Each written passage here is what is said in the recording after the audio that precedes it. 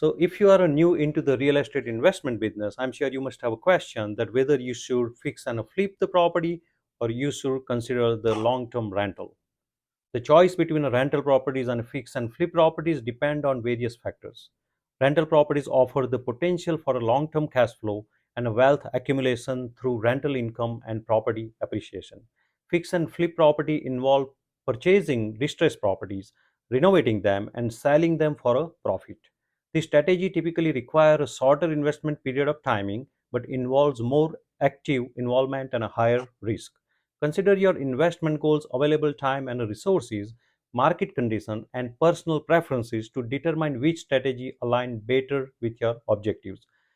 Here is my advice. If you are new into the real estate investment and if you have just started learning about it, go for the long term rental property rather than buying a distressed property and renovating them and selling them.